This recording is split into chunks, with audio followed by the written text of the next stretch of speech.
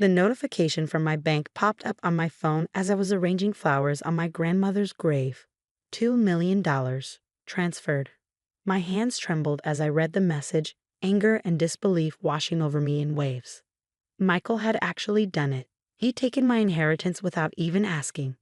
My name is Emma Chen, and at 34, I never thought I'd be standing at my grandmother's grave realizing my husband of 8 years had betrayed me in the worst possible way.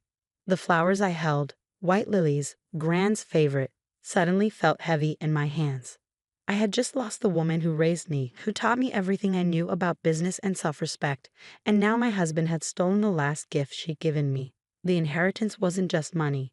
It represented years of my grandmother's hard work building her real estate empire from nothing after immigrating to America with just $100 in her pocket. My phone buzzed again. A text from Michael. Don't freak out when you see the transfer. I'm using it to fund RevTech Series A. This is our big break, babe. Your inheritance is finally going to mean something. I stared at his message, my vision blurring with tears of rage. Our big break? My inheritance finally meaning something. The money had meant everything. It was my grandmother's legacy, her way of ensuring I would always be independent, just like she had been. But Michael had never understood that. To him, money sitting in an account was money wasted. He'd been pushing his tech startup for years, burning through our savings while chasing his dreams of Silicon Valley glory. I'd supported him, believed in him, even when things got tight. But this, taking my inheritance without even asking, this was different. I placed the lilies carefully on Gran's grave, my hand lingering on the cool marble of her headstone. I'm sorry, Gran, I whispered. I know this isn't what you wanted for me. I could almost hear her voice, strong and clear despite her battle with cancer. Emma, my sweet girl, never let anyone take advantage of your kindness. You're stronger than you know. She had told me that just weeks before she passed, her hand gripping mine with surprising strength as she made me promise to be careful with the inheritance. The money isn't just for you, she had said. It's everything I built, everything I learned. Use it wisely. Don't let anyone take it from you. But I had failed her. I had trusted Michael, believed in our partnership, and now he had taken everything without a second thought. When I got home that evening, Michael was in his home office, surrounded by monitors displaying charts and spreadsheets. He barely looked up when I walked in, his fingers flying over the keyboard. Hey babe, he said, his tone distracted. Great news. I've already got meetings set up with 3 major investors. Once they see we got solid backing, they'll be fighting to get in on this round. We're going to be huge. I stood in the doorway, watching him. The man I had married, the kind, considerate partner who had supported me through grad school, seemed like a stranger now. In his place was someone consumed by ambition, someone who could justify taking my inheritance because he thought he knew better than me.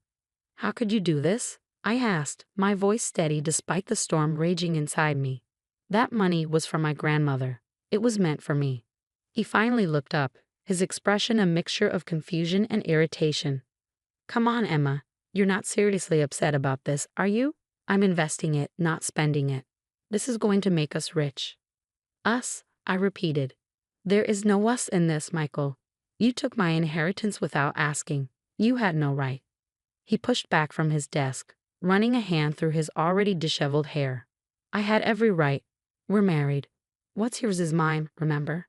Besides, what were you going to do with it? Let it sit in a bank account gathering dust. That was my choice to make, I said, my voice rising. Not yours. Gran left that money to me for a reason. Michael stood up, his face flushing with anger. Your grandmother was old school, Emma. She didn't understand modern business. This is how things work now. You have to move fast, take risks. I'm doing you a favor. I stared at him, really seeing him for the first time. The arrogance, the entitlement, the complete disregard for my feelings or my grandmother's wishes. It had all been there, I realized. I just hadn't wanted to see it. But what Michael didn't know, what he hadn't bothered to find out before he made his grand move, was that I wasn't as helpless as he thought. Gran hadn't just left me money. She had taught me everything she knew about business, about protecting myself, about standing up for what was mine.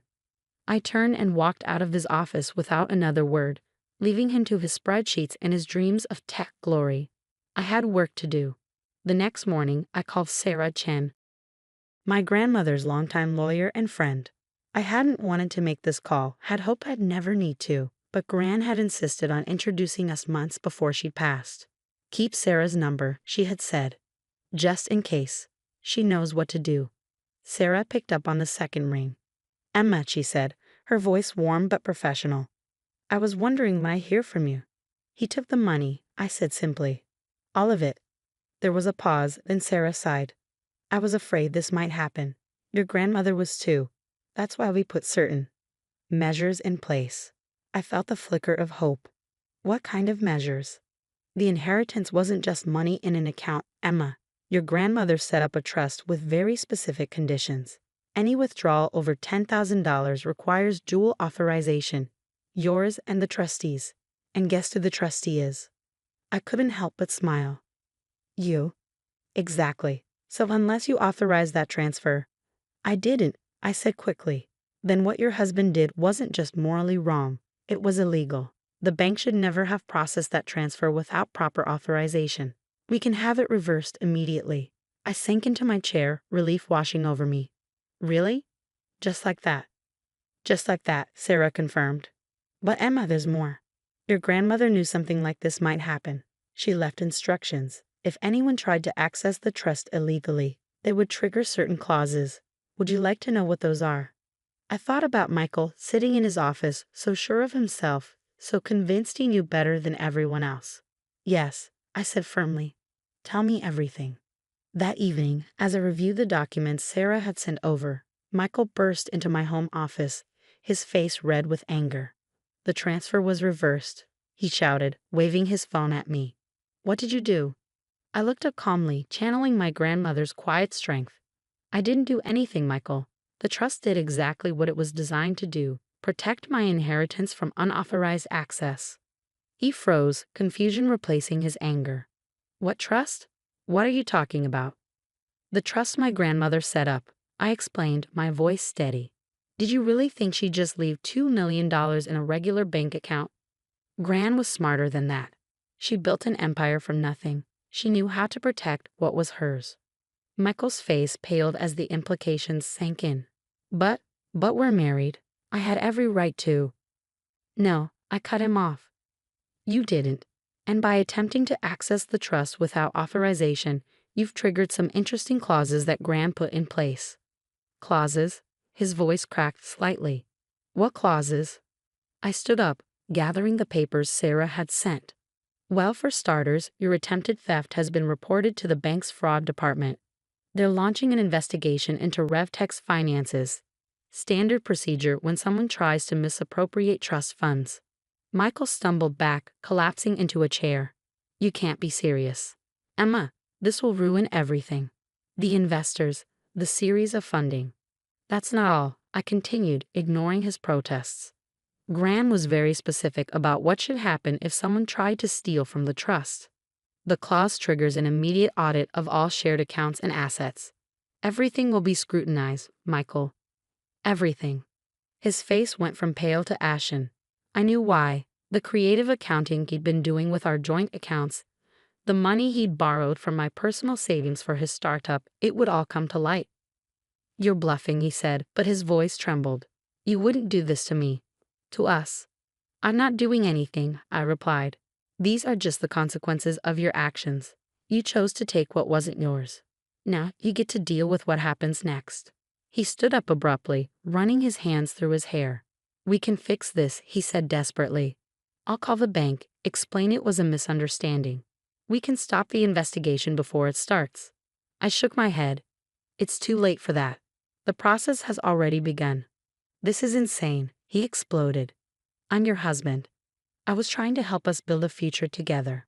Your grandmother would have understood that. The mention of Gran made my blood boil, but I kept my voice calm. No, Michael. Gran understood exactly what kind of person you are. That's why she protected me from you. He stared at me, his expression hardening. Protected you? From me? I've given you everything. A beautiful home, a comfortable life. You haven't given me anything, I cut in. I earned my own way. The house? I pay for most of it with my salary while you chased your startup dreams. The comfortable life? I worked for that too. You've been so focused on your big break that you never noticed I was the one holding everything together. Michael's face twisted with rage. You ungrateful. He stopped himself, taking a deep breath.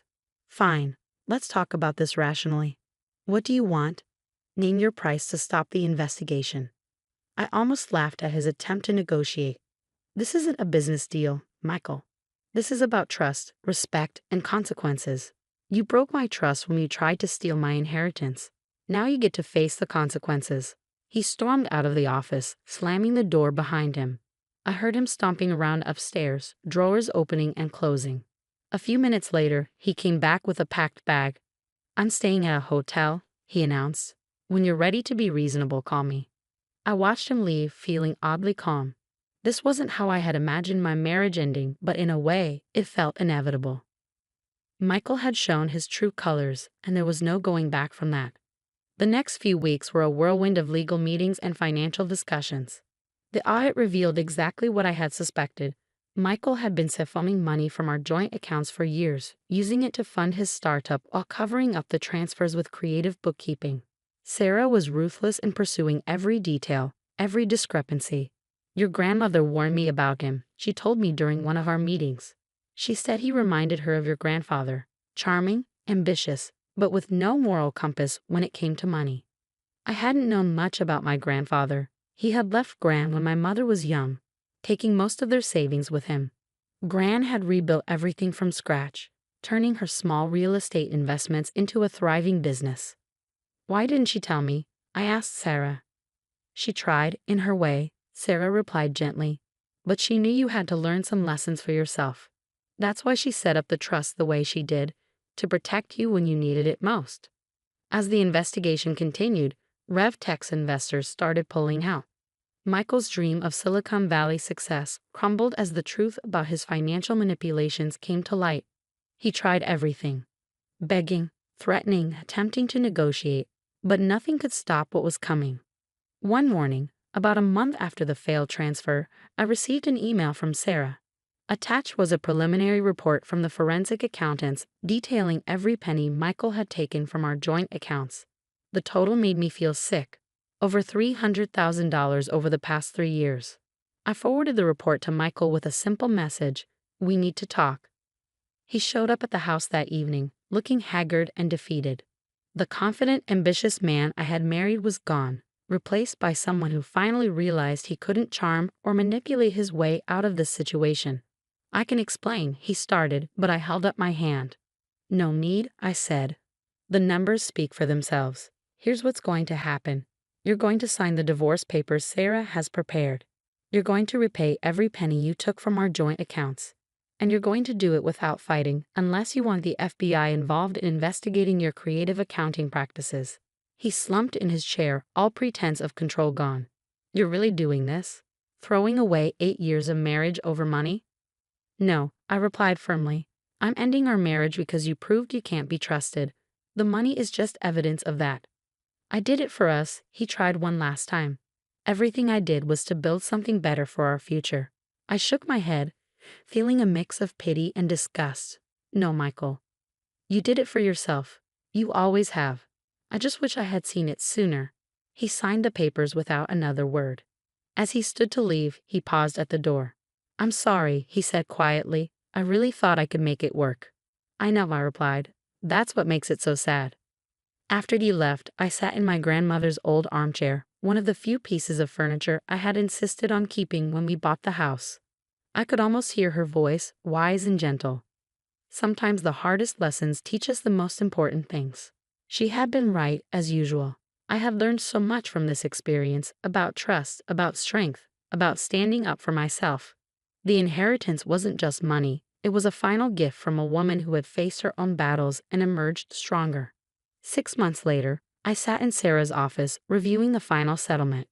Michael had repaid most of what he had taken, selling his precious startup to cover the debt. RevTech, his dream of tech glory, was gone, along with most of his reputation in the industry.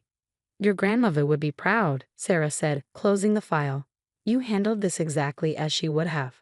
I smiled, thinking of Gran's strength, her wisdom, her unwavering belief in doing what was right. I had a good teacher, I replied. That evening, I visited Gran's grave again, bringing fresh lilies. The sun was setting, casting long shadows across the cemetery, but I felt lighter than I had in months. You were right, Gran, I said softly, arranging the flowers. About everything. The trust, Michael, the importance of protecting what's yours. I finally understand all the lessons you tried to teach me. A warm breeze rustled the flowers, and I could almost hear her laugh, strong and clear. Of course I was right, my dear. Now, what are you going to do with everything you've learned? I smiled, touching the cool marble of her headstone one last time before standing. I had plans. Big ones. The inheritance wasn't just going to sit in a trust-gathering dust. I was going to use it the way Gran had intended, to build something of my own, something lasting. Michael had been wrong about one thing. The money didn't need to be put to good use by him. It already had a purpose, empowering me to create my own legacy, just like my grandmother had done. As I walked back to my car, I felt a sense of peace settle over me. The past year had been challenging, but I had emerged stronger, wiser, and more determined than ever. Gran's legacy lived on, not just in the trust she had left me, but in the lessons she had taught me about strength, independence, and standing up for what was right. This wasn't the end of my story, it was just the beginning. And this time, I was writing it on my own terms.